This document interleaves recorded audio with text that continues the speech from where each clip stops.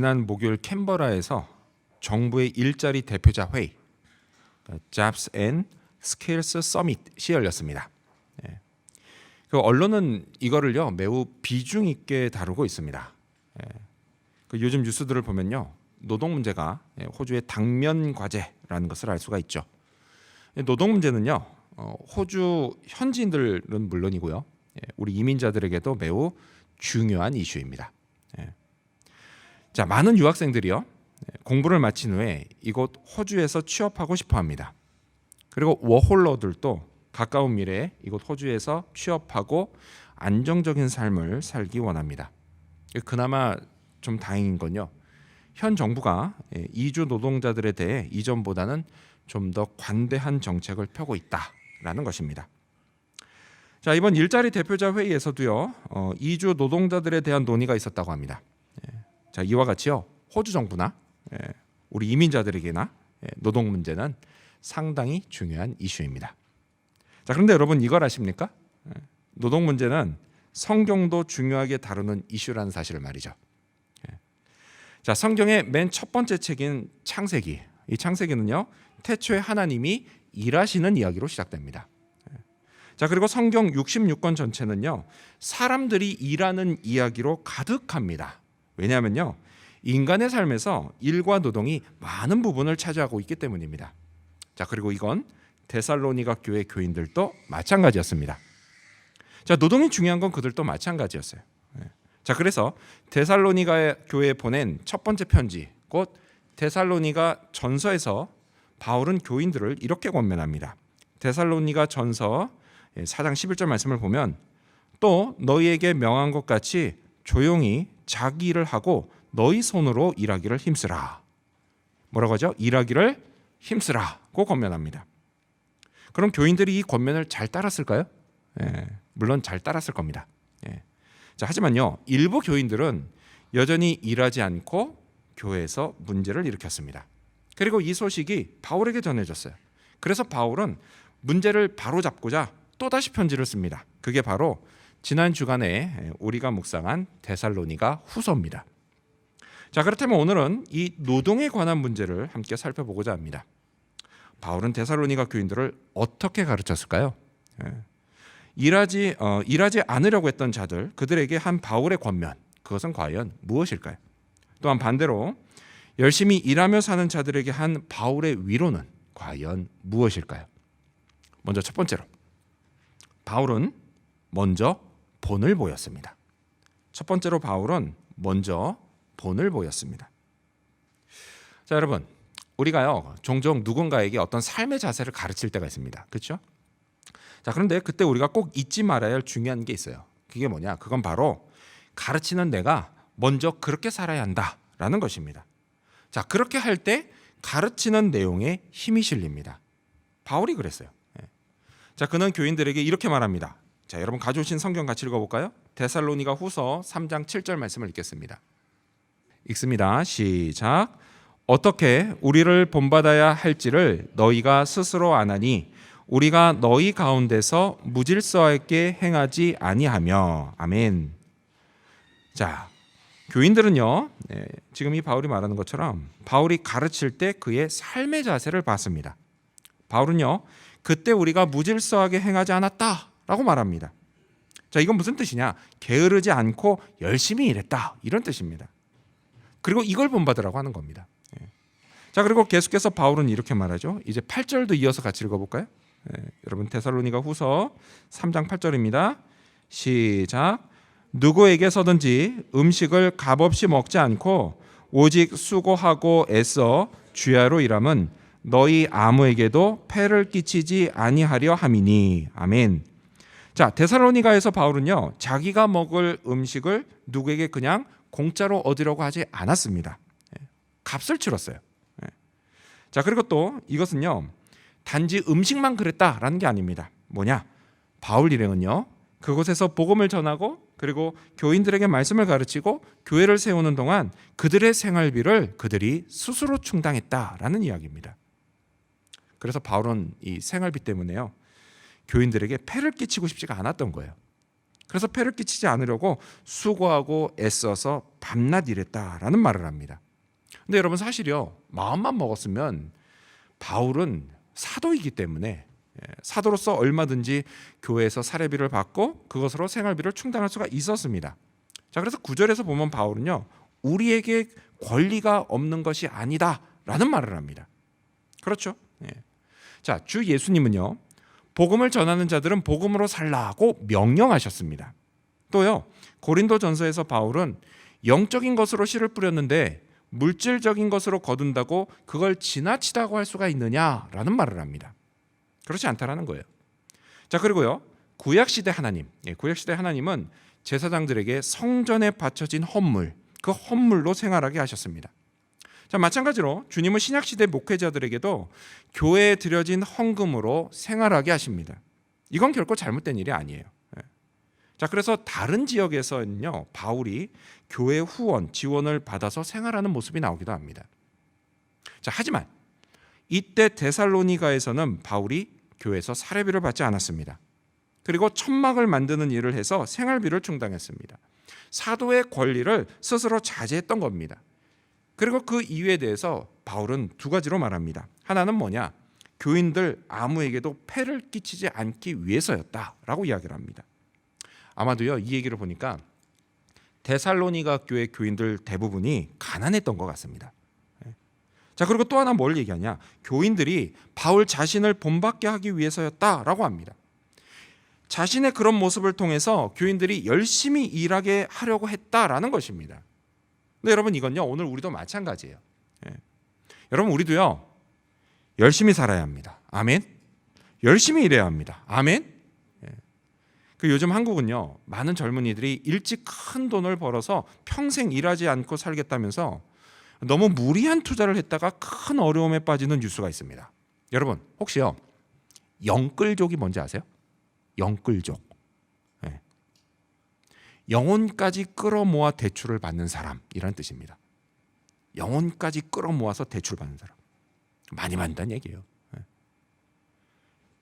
요즘 한국의 이 젊은이들 중에요, 이 영끌족이 많은가 봐요. 그래서 그렇게 끌어모은 돈으로 대출 받아가 그 돈으로 그냥 덜컥 주식이나 가상화폐 아니면 부동산에 손댔다가 그냥 망해버리는 겁니다.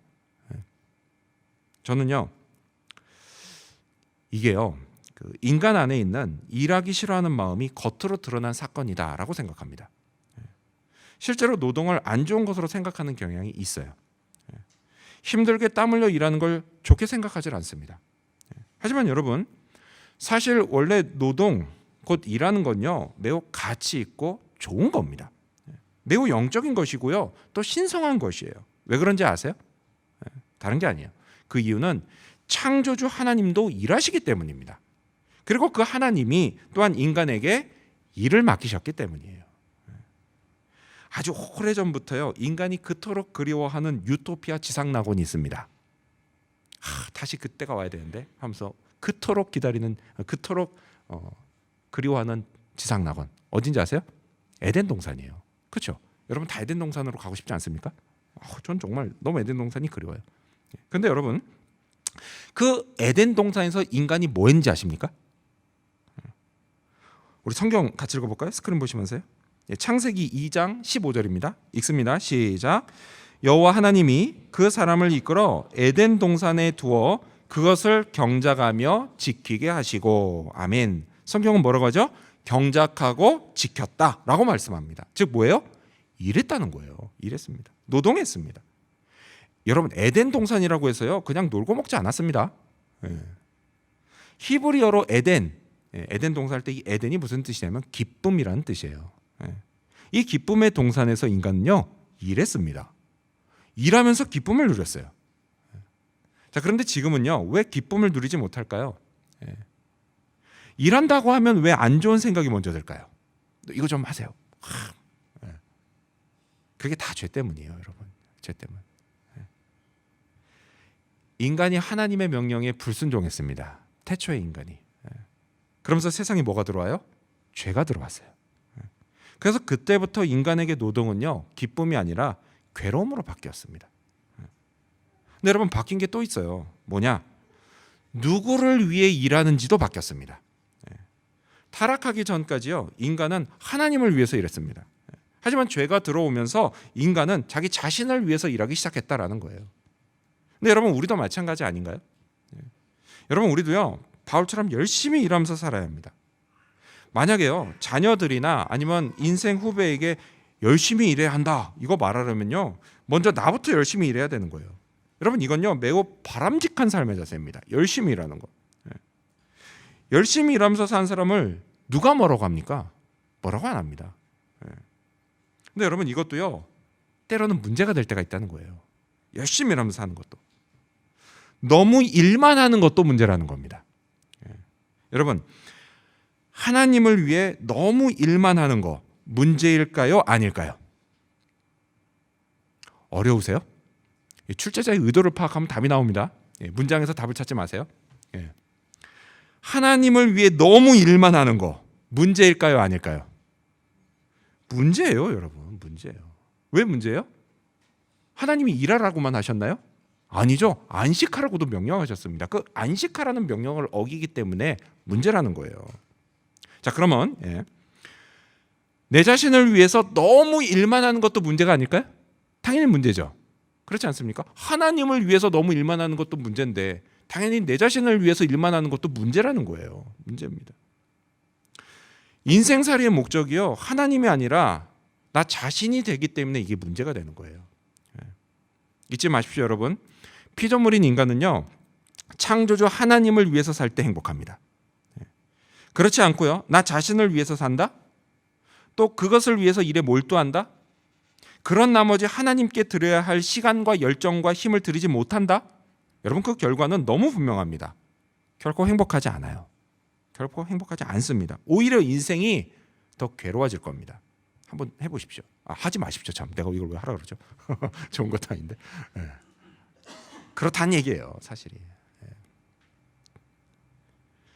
하나님을 잊어버린 채요, 오직 자신의 부유함을 위해서 일하고 또 인생을 즐기기 위해서 일하며 살았던 이스라엘 백성들, 그 백성들의 모습을 하나님이 이렇게 지적하십니다. 성경 이사야 5장 12절에 보면은 하나님이요, 그들이 연회에는 수금과 비파와 소고와 피리와 포도주를 갖추었어도 여호와께서 행하시는 일에 관심을 두지 아니하며 그의 손으로 하신 일을 보지 아니하는도다. 하나님이 이렇게 지적하세요. 하나님이 행하시는 일에 관심을 두지도 않고 하나님이 하시는 일을 보지도 않는다라고 지적하십니다. 여러분, 그들은요, 다 누구예요? 하나님의 백성이었어요. 하나님의 백성이었지만 그들에게 하나님은 결코 우선순위가 아니었습니다. 자기의 부유함을 위해 사는 게 우선순위였어요. 그들이 수고하며 일한 결과로 누릴 수 있는 것들을 주시는 분이 하나님이셨지만 정작 그들은 그 하나님을 점점 잊어버리면서 점점 하나님으로부터 멀어져 갔습니다. 그리고 이와 동시에 행복도 점점 멀어져 갔습니다. 여러분, 이것이요, 오늘 우리의 삶의 모습이 되지 않기를 바랍니다. 여러분, 우리 열심히 일하며 삽시다. 학생으로서, 또 직장인으로서, 또 목사로서 저와 여러분 각자에게 맡겨진 일을 열심히 하기 바랍니다. 노동을 통해 가치 있는 인생을 살기를 바랍니다. 일하면서 기쁨을 얻을 수 있게 되기를 바랍니다. 이와 동시에 하나님 우선순위의 삶을 잊어버리지 않기를 바랍니다. 이런 우리에게 축복이 임합니다. 이 사실을 꼭 기억하며 살아가는 저와 여러분이 되시기를 축원합니다.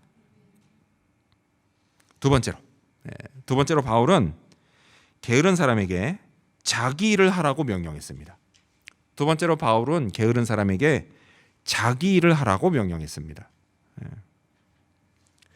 자, 그렇다면 여러분, 데살로니가 교회 그 일부 교인들은 왜 일하지 않으려고 했을까요? 자, 그들에게는요, 뭐 어떤 일할 수 없는 피치 못한 사정, 그런 게 있었던 건 아닙니다. 그들은요, 일할 수 있을 만큼 충분히 건강했습니다. 또 마음만 먹으면 얼마든지 일거리를 얻을 수 있었습니다. 그런데도 왜 일하지 않으려고 했을까라는 것입니다. 좀 오래된 일이에요. 좀 오래된 일이긴 한데, 제가 미국에서 유학하던 시절에, 그때는요, 미국이 유학생이요, 학교 밖에서 일하는 게 엄격히 금지되어 있었습니다. 실제로 그 우리 학교에서요, 몰래 일하다 걸려가지고 학교에서 나가라고 퇴학이죠. 퇴학을 당하고 본국으로 돌아가신 분들도 있었어요. 예. 너무 매정하더라고요. 그때 솔직히. 예. 그런데 진짜 되게 엄격했습니다. 학교 밖에서 일을 못하는 게. 근데 그러다 보니까요. 저는 그 가난한 신학생이 무슨 돈이 있겠습니까? 그래서 맥도날드에서 일하는 점원들 있죠. 저는 진짜 부러웠습니다. 와, 저들은 맥도날드에서도 일할 수가 있네. 진짜 부럽다. 근데 한편요, 지금도 그렇지만 그때도요, 그 미국에는 노숙자들이 많았습니다. 예. 자, 그들 중에 당연히 미국 시민도 있습니다. 예. 한 번은요, 제가 그 어떤 분에게 이렇게 물어봤어요. 아니, 미국 시민이면 하다못해 맥도날드라도 가서 일하면 될 텐데, 아니 왜 저 노숙자들은 왜 저렇게 살까요? 예. 이렇게 물어봤습니다. 자, 그러자 그분이 제게 이렇게 말씀하셨어요. 박 전도사님, 거지근성이라는 거 들어보셨어요? 그것 때문에 그러는 거예요. 여러분 혹시 거지근성이란 말 들어보셨습니까? 저는 이게 무슨 이게 그 안 좋은 말인 줄 알고 사전을 찾아봤더니 사전에도 나오는 말이더라고요. 거지근성. 예. 빌어먹고 산다라는 거예요. 왜 그렇게 사느냐? 거지근성 때문에 그렇게 산다. 빌어먹고 사는 게 편해서 그냥 그러고 산다는 겁니다. 근데 지금 바울이 지적하는 교인들도 이 거지근성 때문에 그랬을까요? 그렇지 않았다는 거예요. 그러지 않았습니다. 여러분, 이들이 이랬던 이유는 뭐냐? 잘못된 성경 지식 때문이었습니다.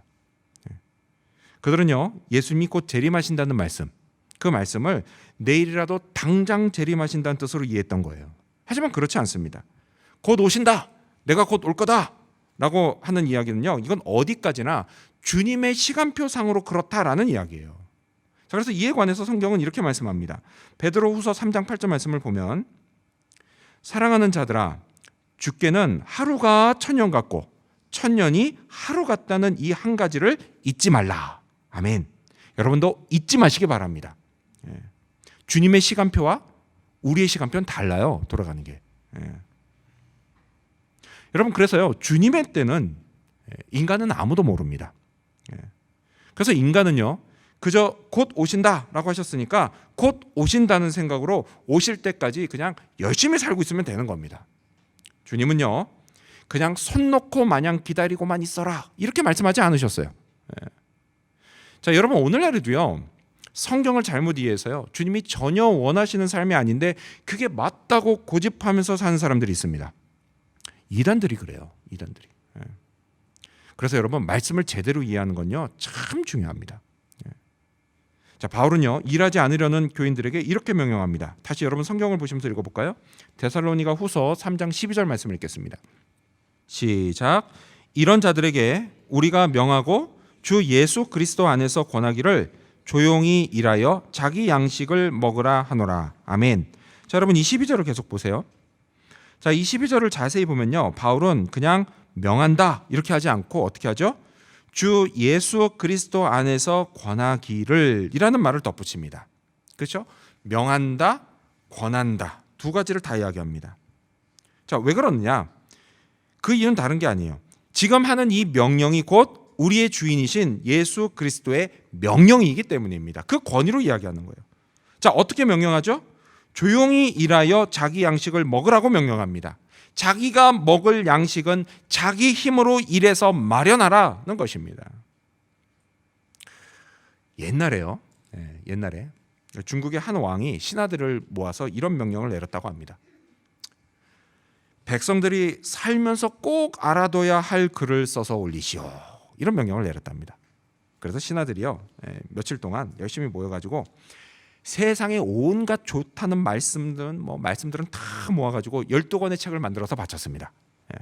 자, 그래서 이걸 본 왕이요, 이렇게 말해요. 아니 백성들이 사는 게 바쁜데 언제 이 12권의 책을 다 읽을 수 있단 말이요. 좀 더 줄여서 다시 가져오시오. 그랬습니다. 그래서 며칠 후에 신하들은요, 그 내용을 줄여서 한 권의 책으로 만들어서 바쳤습니다. 자, 그럼 이번에 왕이 만족했을까요? 그렇지가 않아요. 이번에도 왕은요, 여전히 책이 두껍소.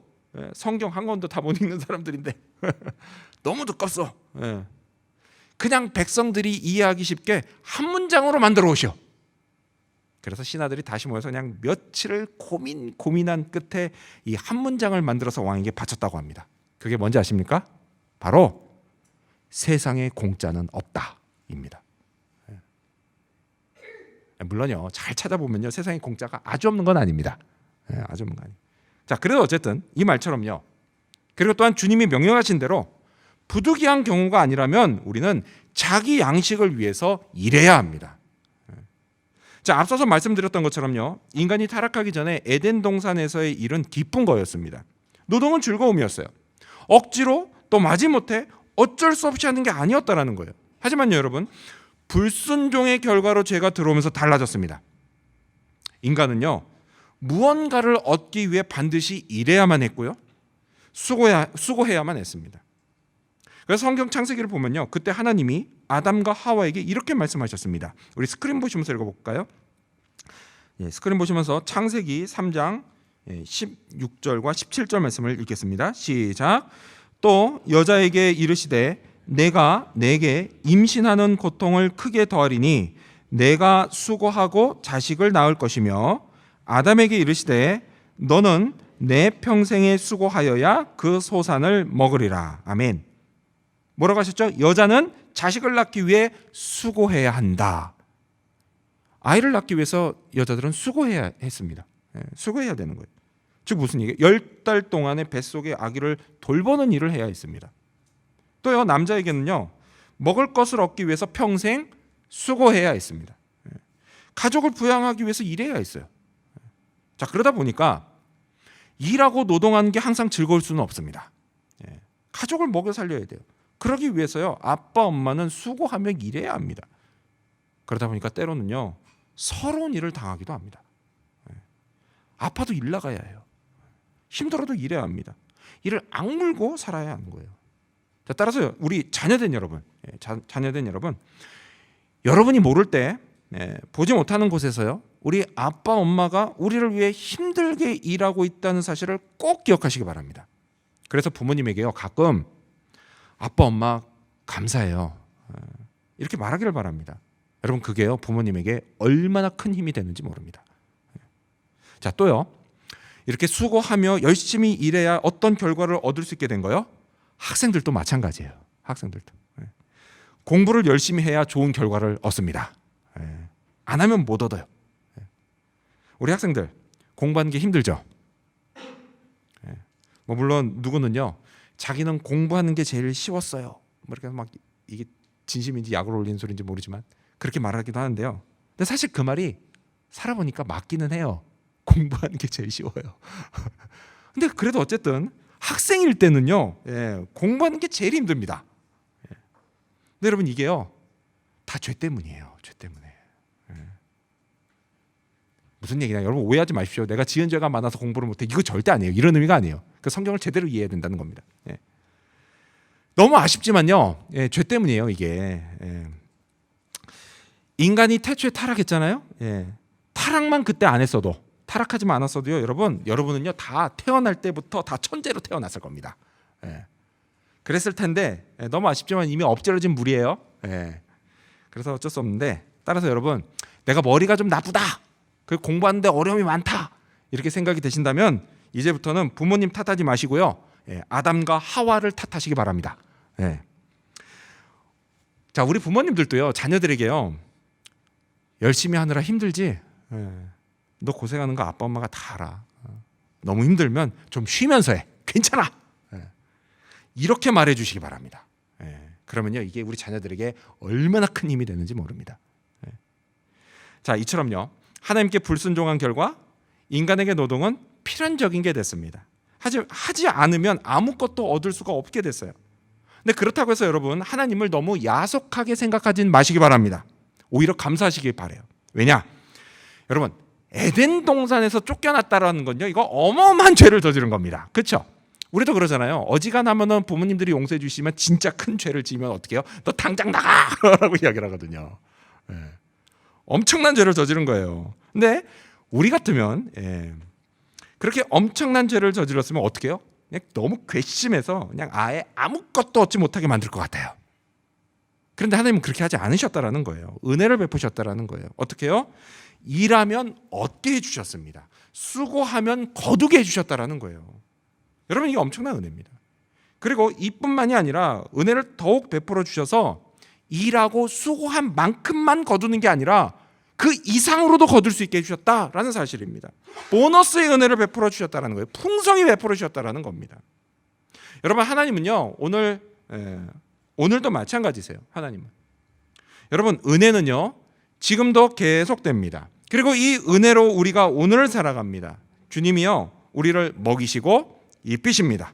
좋은 결과를 얻게 하시고 진로를 선택할 수 있게 하십니다. 내일을 향해 문을 열어주십니다. 여러분, 이 은혜를 꼭 기억하시기 바랍니다. 감사하시기를 바랍니다. 오늘 내게 맡겨진 일, 그 일이 공부든 일이든 가사든 목회든 우리 모두가 다 열심히 하기를 바랍니다. 그것이 주님의 뜻입니다.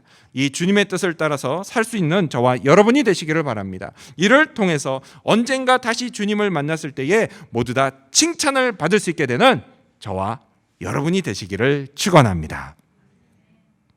마지막 세 번째로 바울은 열심히 일하며 사는 교인들에게 낙심하지 말라고 격려했습니다. 바울은 열심히 일하며 사는 교인들에게 낙심하지 말라고 격려했습니다. 자, 우리 여러분 성경 보시면서 13절 말씀 읽어볼까요? 시작. 형제들아, 너희는 선을 행하다가 낙심하지 말라. 아멘. 자, 여기서 선은요 열심히 일하며 사는 걸 말하는 겁니다. 바울은요 열심히 일하며 사는 교인들에게 낙심하지 말라고 격려합니다. 왜 그랬을까요? 왜 격려가 필요했을까요? 다른 게 아니에요. 옆에 있는 게으른 자들 때문에 낙심한 교인들이 있었기 때문이에요. 그렇지 않습니까? 자기는 부지런히 땀 흘리며 열심히 일하면서 사는데 옆에 있는 사람이 아무 일도 하지 않고 사는 걸 보면요 왠지 모르게 기운이 빠질 때가 있습니다. 더군다나요 그 게으른 사람이 한다는 말이 자기는 주님이 곧 재림하실 걸 믿기 때문에 이러지 않는다, 믿음으로 일 안 한다, 이런 말을 하는 거예요. 그러면서 은연중에 일하는 사람은 믿음이 부족한 사람, 이런 식으로 낮춰보는 겁니다. 그런 말 들으면요 진짜 자기가 믿음이 부족한 게 아닌가? 이게 헷갈릴 수가 있다는 거예요. 그러면서 낙심이 됩니다.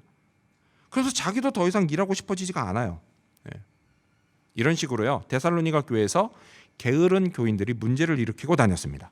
그리고 이 소식이 바울 귀에까지 들어갔어요. 그래서 바울이 이렇게 경고합니다. 우리 또 여러분 성경 보시면서 읽어볼까요? 11절 말씀을 읽겠습니다. 11절 시작.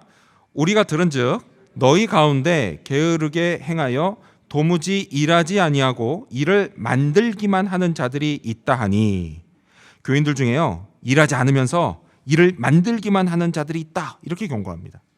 자, 여기서 일을 만들기만 한다라는 건 원어적으로 보면요 남들 일에 쓸데없이 간섭하고 따지기 바쁘다라는 뜻입니다. 근데 여러분 이건요 우리말에 오지랖이 넓다란 말 있죠? 이거하고는 좀 달라요. 이거하고는 좀 다릅니다. 그 오지랖이 넓은 거요? 뭐 물론 남들을 좀 귀찮게 하긴 해요. 그렇긴 하지만 그렇다고 큰 해를 끼치지는 않습니다. 근데 이에 반해서 데살로니가 교회 이 게으른 교인들은요 열심히 일하며 사는 교인들을 귀찮게 할 뿐만 아니라 그들을 낙심시키기도 하면서 교회에 아주 나쁜 영향을 끼쳤습니다. 그들이 왜 그랬을까요? 왜 이랬을까요? 뭐 물론 앞서 말씀드린 주님이 재림하신다, 이 말을 오해한 그런 근본적인 이유도 있지만요 또한 일하지 않아서 시간이 남아도는 실제적인 이유도 있었습니다. 우리식으로 얘기하면 할 일이 없어서 그랬습니다. 그러면 그렇게 시간이 많이 남으면 그 시간에 기도라도 했으면 그나마 나았을 텐데요. 그냥 열심히 사는 교인들 찾아다니면서 듣기 싫다는데 굳이 그냥 재림에 관한 자기 잘못된 생각을 막 늘어놓았습니다. 근데 그러다가요 들어주는 것도 한두 번이지, 만약 그걸 잘 들어주지 않으면 어떻게 해요? 이번에는 또 다른 교인을 찾아가는 겁니다. 찾아가서 똑같은 말을 늘어놓는 거예요. 근데 보면요 사람 사는 게 꼭 그렇습니다. 거기에 꼭 뭐 하나 보태요. 뭐죠? 자기 얘기 안 들어준 그 교인 얘기합니다. 험담하고 뒷담화했을 거예요. 이런 식으로요 교인 각 사람을 낙심시키고 그리고 또 교인들 사이를 이간질했습니다. 그러면서도요 주일마다 교회에서 있는 만찬에 참석해서요, 그때는 주일 만찬을 매일 했거든요. 매주일마다 했거든요. 주일마다 그 만찬에 참석해서요 거기 마련된 빵과 포도주는 열심히 먹고 마셨습니다. 이때 당시는요, 만찬에 쓸 빵하고 포도주를 교인들이 집에서 각자 조금씩 가져와서 함께 모아서 그걸 먹고 마셨습니다. 예. 자, 그런데요, 게으른 교인들은 일을 안 해요. 그러다 보니까 수입이 없어요. 그러다 보니까 늘 빈손으로 왔습니다. 그런데도 남들보다 더 열심히 먹고 마셨어요. 왠지 아세요? 다른 게 아니죠. 그들에게는요, 그게 나름대로 일용할 양식이었기 때문이에요. 예. 자, 그러다 보니까 집에서 빵과 포도주를 가져왔는데 정작 자기 몫을 받지 못하는 교인들이 생겼습니다. 예. 근데 여러분, 이것도요, 어쩌다 한두 번이면 그냥 그러려냐고 참고 넘어갑니다. 근데 그게 아니라 이런 일이 계속 반복되는 거예요. 반복돼 보다 보니까 교회 분위기가 어떻게 돼요? 엉망이 되는 겁니다. 엉망이 되는 거예요. 예. 점점 나빠지는 거예요. 근데 여러분, 이런 일은요, 바울이 이 데살로니가 교회를 떠났을 때만 있었던 게 아니라 떠나기 전에도 이런 일이 있었습니다. 머물 때도 있었어요. 그래서 그때 바울이 이렇게 명령했습니다. 데살로니가 후서 3장 10절을 보면은 우리가 너희와 함께 있을 때에도 너희에게 명하기를 누구든지 일하기 싫어하거든 먹지도 말게 하라 하였더니 라는 이야기를 합니다. 이미 이런 이야기를 한 거예요. 일하기 싫어하거든 먹지도 말게 하라 라는 명령을 내렸습니다. 교회 만찬에 참석시키지 말라는 거였어요. 공동체의 교제에 들어오지 않게 하라는 것이었습니다. 여러분, 이거요, 정말 따끔한 명령입니다. 또요, 오늘 본문의 첫 구절인 6절에서는요, 그런 게으른 교인에게서 너네가 떠나라 라고 명령을 합니다. 심지어 뭐라고 하죠? 쭉 뒤에 가면 그런 사람을 지목해서 사귀지 말고 부끄럽게 하라, 이런 명령까지 내립니다. 여러분, 이게 얼마나 충격적인 명령이에요. 만약에요, 오늘날 제가 그 사람이었다라고 한다면 저는요, 진짜 부끄러워서 어찌할 바를 몰랐을 것 같습니다. 그만큼 바울은 일하지 않고 게으른 사람에게 단호했어요. 근데 반대로 부지런히 일하면서 그렇게 사는 교인들은 격려했습니다. 그게 선한 거니까 중간에 포기하지 말고 끝까지 그렇게 살아라 라고 격려를 했습니다. 근데 여러분, 이 말씀은요, 주님이 오늘 우리에게 하시는 말씀이에요. 여러분, 우리도요, 게으르지 말아야 합니다. 일하기 싫으면 먹지도 말아야 합니다. 반대로요, 열심히 살아야 합니다. 내가 할 일을 부지런히 해야 합니다. 이런저런 이유로 그만두고 싶을 때 그때는 너무 낙심하지 말아야 합니다. 다시 시작해야 합니다. 할 수 있어요. 주님이 도와주십니다. 주님이 우리에게 힘을 주시고요, 너무 어려운 문제다라고 한다면 그건 주님이 그냥 직접 해결해 주십니다. 여러분, 이 사실을 믿으시기 바랍니다. 바울이요, 게으른 사람을 책망하고 열심히 일하는 사람은 격려했다라고 한다면 여러분, 하나님은 더더욱 그러지 않으시겠습니까? 여러분, 성경이 우리에게 이렇게 약속합니다. 우리 스크린 보시면서 읽어볼까요? 잠언 13장 4절입니다. 시작. 게으른 자는 마음으로 원하여도 얻지 못하나 부지런한 자의 마음은 풍족함을 얻느니라. 아멘.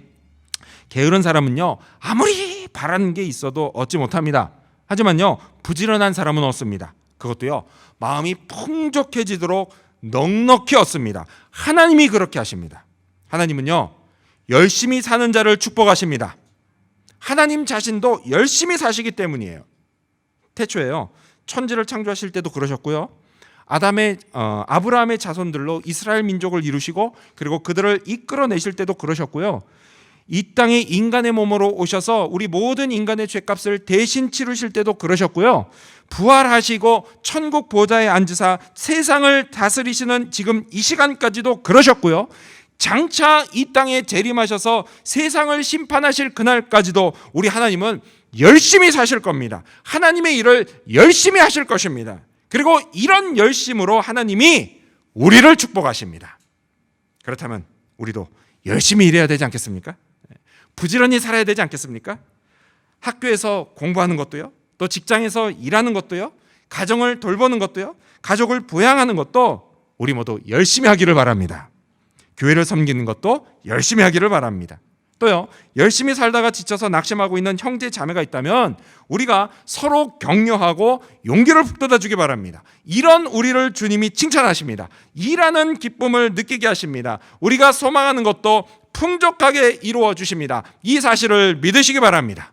이러한 믿음으로 살아가는 저와 여러분, 그리고 우리 지구촌 교회 모든 성도님들이 되시기를 주님의 이름으로 축원합니다. 기도하겠습니다.